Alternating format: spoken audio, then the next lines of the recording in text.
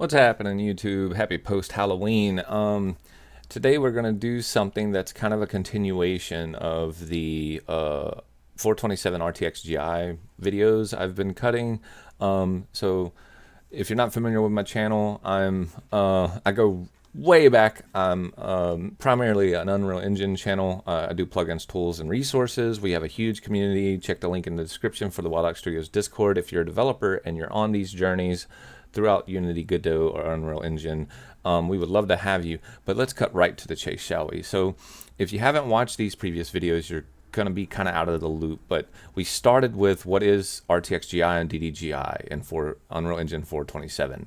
And you add NVIDIA's tech like DLSS to that, and you can get a pretty comparable GI method in Unreal Engine 4.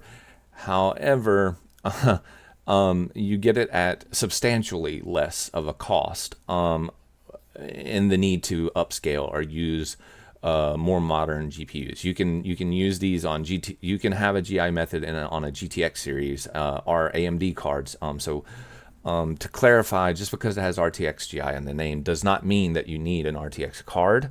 It uses a pro-based system, and I did a video covering that. And then when talking about comparing it to Unreal Engine 5's out-of-the-box methods, there was some feedback. So I went and did another video that was like, yeah, you don't really have a gauge, you don't have any information. So I did a video on UE5, and that was the part 2. In the UE5 video, there were some concerns over the assets that were being used. This was part of a 6-part series. So part 3 was addressing those concerns, like a more apples to apple, and that's why it's titled, part 3 is titled Technical Overview and Corrections, because people were saying, hey, this is a bit unfair. Outside of the guys that UE5 to UE4 is unfair anyway, it's had an additional 5 years worth of development, and as an engine, it is just, and this is no slap in or anything to UE5, but it's a higher quality shader model, and there's large world coordinates. Underneath the hood, it's doing a lot more things. It can scale out a lot larger, but for like a small bunker scene, you really have to rein UE5 in to get anything close to like Unreal Engine 4's performance. And in the vein of performance for like a small non-nanite scene that just you want a GI method for, even within Unreal Engine 5's lifecycle, you can go back to Unreal Engine 5.0, which again, this is on the heels of the Embark video and on the heels of the first video in the series where I pointed people to an Unreal Engine 5 branch. And I did that both in the Embark video and in part 1, where I said, hey, here's a 5.1 branch that still has RTXGI and DDGI, which can get you better performance than really any of the options in Unreal Engine 5.6. That shader model 6 DX12 path has just, from a rendering standpoint, become even more heavier. And again, this isn't a knock at anything. It's just, Borderlands 4, Outer Worlds 2, like it is what it is. UE5 is becoming a much closer to real-time rendering for like short film and production and high fidelity related stuff, and getting it performant for games is a little bit more work on the developer's part. So out of the box there's just going to be a little bit of a difference, and you're going to have to lean, especially on hardware ray tracing, versus UE4, where you can do this in SM Model 5. You're gonna have to lean on upscaling in 5, 6, and above a little more. Where in UE4 and like I'll showcase today in Godot, you can run native 1080p without too much of a problem. So if you haven't watched those 2 videos, there's additional context there to go check out.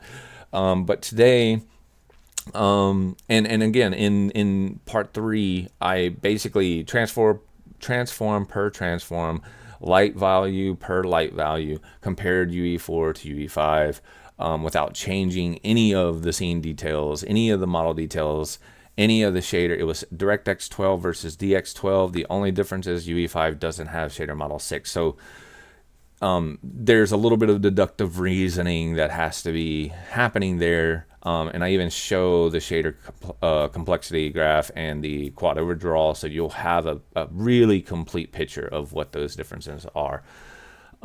So today, with the Unreal Engine 4 to Godot comparison, what I did was I went back and did the best that I could to make both of these scenes, pixel per pixel, render per render, light per light, comparable to each other, because at the end of the day, SDFGI and screen space illumination in Godot, while accomplishing the same task of giving you a GI method, the values that you adjust for SDFGI and SSIL for screen space indirect lighting, they're just different from RTXGI or from Lumen, right?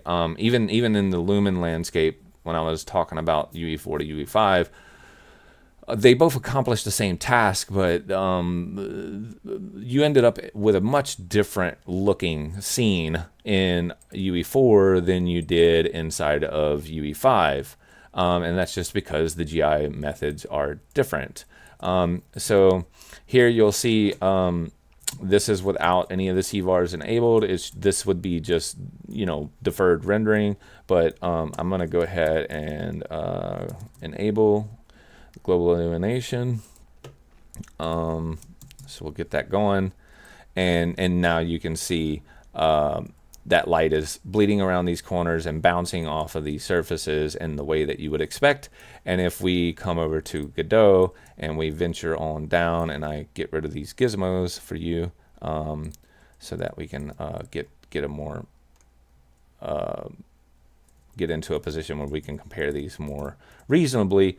All that I really did was I went back to Unreal Engine 4 and I adjusted the light values across both scenes to be comparable to each other. And we'll go to game view real quick, to be comparable to each other from a rendering standpoint. Now, Unreal Engine 4 and Godot use different color spaces on their tone mapper, and we can even go change the tone mapper to be more close to each other. But this is AGX. We can go to linear and get a little bit closer on some of these color space values over here. We would still need to adjust some of the fog and fall off to get really one-to-one with what you're seeing on the Unreal Engine 4 with RTX DDGI, RTXGI DDGI, but ASUS and AGX are going to get you closer to the rendering scene values that you're going to see from Unreal Engine 4 with DDGI. I tend to like AGX a little better. It kind of smooths over some of that very, very contrasty specular that you're getting in Godot, where in Unreal Engine, TAA is a huge portion of the pipeline. Godot is hardware anti-aliased because it's a forward plus renderer. And then you use SMAA, or you use like FXAA in screen space for anti-aliasing, and you're pretty much good enough without losing some of the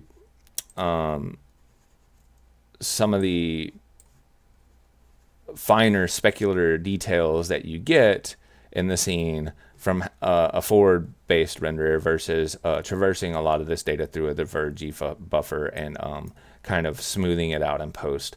So, this is an area where Godot does shine just a tad, in the sense that you get much more detailed specular, and even in code, like a PR that is open right now. They're even taking this a little bit further to improve some of the specular lighting in Godot. So we really don't need to do anything higher than a 2x if we're going to toss like a screen space AA on top of this. But if we were to disable this and go back to full hardware only AA, we're gonna be a little harsh on the specular values, that we're either gonna have to pump this screen space roughness limiter up, or we're going to have to use TAA, which if we don't have to in Godot, I would say don't do that. Maybe just toss some,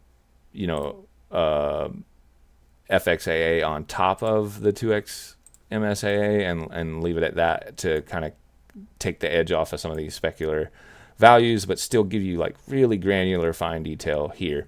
But yeah, so we're gonna play. Well, I don't want to waste your time. Like the previous video, if I played through this Unreal Engine 4 with RTXGI at a full native 1080p, we can go stat unit, stat FPS, and you can see like I'm meeting my maximum hertz of my monitor. I can uncap this. If you go back, you can see I was getting upwards of 200 frames per second in UE4 with the DDGI, like global illumination values happening here. And in order to see values like this in UE5 with Lumen, with hardware ray tracing, because by the way, this is hardware ray traced, I would need to hit like 65 screen percentage, and I still couldn't really approach the numbers. And then the color space is just completely different in Unreal Engine 5 versus Unreal Engine 4, where Godot and UE5, even though Godot is a Vulkan backend, are much closer to each other in the color space side of things. So like we'll go hit play over there, and keep in mind I'm running two editors at the same time. So like we'll traverse this space, and as you can see, like Godot does a fairly decent job. Now, are the shadows as sharp, like hard in Godot? No, and they're not going to be, because Godot isn't technically ray tracing. This is a signed distance field method to achieve global illumination, and then SSIL is a screen space. So like if we were to cut that screen space value off and then bring it back, you can see how the screen space is pumping the values into the center of the screen as that emissive goes up and down here. So like you can see the red kind of bleed out. As soon as it comes back into view, it pumps that deep red value back into the shadows of that corridor right in front of me. So that's some of the Godot's means of handling very similar things. Another thing, I've plugged this tool in the past, but I use Unreal Engine to Godot Exporter to get these assets over. And while it's a great tool and does a magnificent job, sometimes when it does the visual shader conversions here, you'll see that on these hoses, it may not get the texture resolution perfect. It may not detect the input values.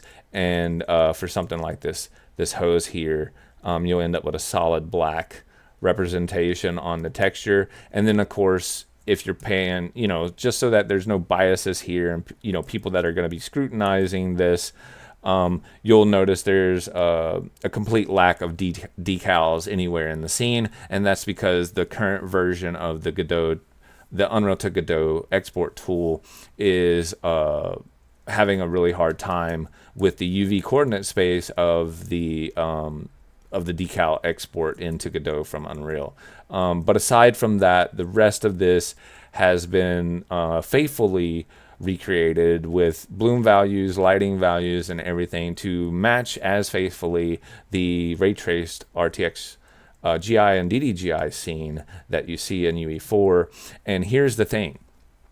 When exported out and run in an executable versus Unreal Engine, for a scene like this, with this tech, if I forego screen space illumination values and I stay with just SDFGI, which by the way still is a global illumination tool, it just doesn't do as good of job in deep shadowed spaces like that because it's assigned distance field illumination value versus screen space kind of sampling. Godot actually surpasses Unreal in that sense. It can save you upwards of, depending on your radius of your SSIL samples, it can save you anywhere between 15 to 20 frames. And in that case, Godot can actually outperform. But here's the thing, to get the same quality or a representation of the same quality within the same ballpark in Godot, you're going to be about 5 to 10 frames heavier. And you're going to have different types of artifacting in Godot based on the fact that it's assigned distance field based method. So you're going to have these glowing spots like that you see here where you get the assigned distance fields are having a tough time with this complex geometry up here, and it's introducing artifacting similar to like Lumen, but I would say it's not as noisy as Lumen and UE5, software ray trace Lumen and UE5. It's there and then it's not. Versus in Lumen, you end up with Lumen sparkles and crawling on the scene. But you can do some things to combat these things. I don't want to get too technical with that, and I didn't want to doctor this too much. I just wanted to be like, take it out, put it in here, showcase it side by side so you guys can see that Godot 4.5 and Godot 4.5 Plus, like going into the future, this renderer is going to start standing on its own in a really substantial way. And if you're someone who cares about like graphics being good enough and running on GTX cards and mid-range hardware without upscaling, because again, this is a native resolution without, DLSS or upscaling of any kind. FSR is in Godot, so we could push the boundaries even further or scale back even further. But yeah, I mean, we're doing really well here as far as like the quality that we're getting out of this scene. I'm for most of the games that I would be focused on or working on, I could find myself utilizing this renderer and being pretty happy, comparative to what I would get out of Unreal Engine 4 for something like this. So yeah,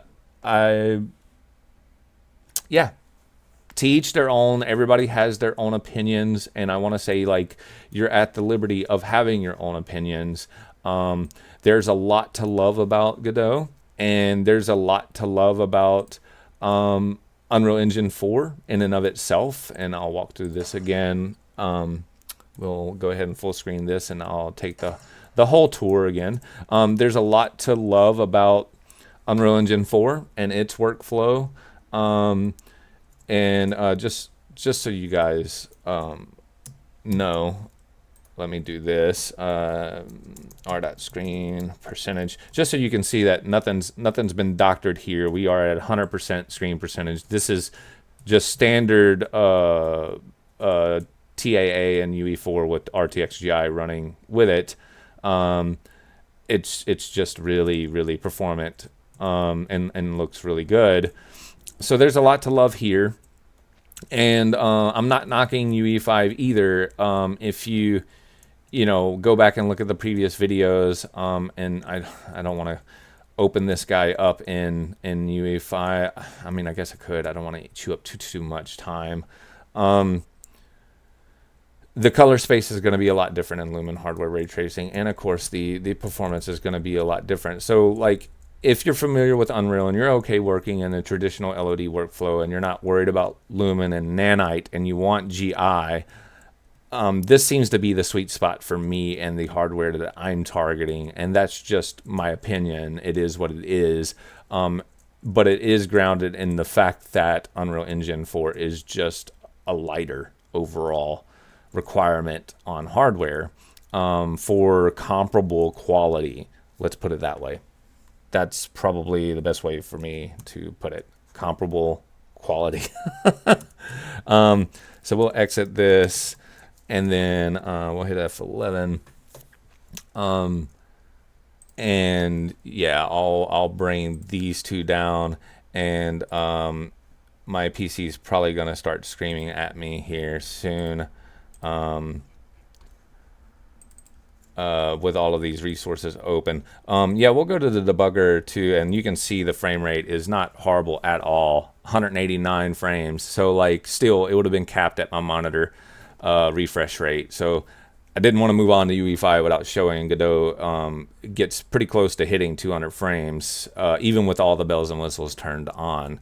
It's a very performant engine. So let's go to the hardware ray traced scene, and I'm just going to close out a UE4.27 just to free up some resources before my computer has a conniption fit with the amount of stuff that hardware ray traced Lumen is going to require.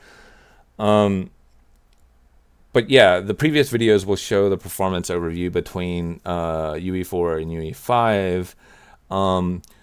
But the thing, and you'll also see the color space differences, but that's one of the things that I really wanted to point out here is that at face value, as soon as you open up a scene and enable Lumen, and you're running the SM6 shader model with hardware ray tracing, because by the way, SM6 is required for that, then you're going to get into additional tone mapping territory to even try to get your scene to match what color space you're going to be in UE4 and Godot. So you know, this is a much different, Lumen gives a much different yellow hue than I think we need to turn off the, I can't remember where they tucked game mode at in the update. It's so weird going from version to version to version.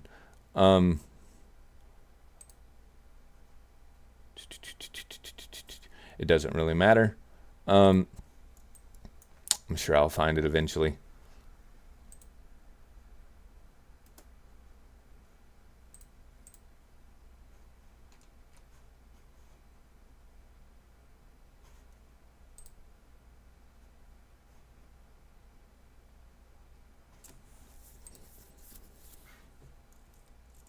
Game view. So it's underneath the perspective drop down now. So yeah, it's really easy to see that the color space on the AGX is probably closer to Godot than what it is to UE5.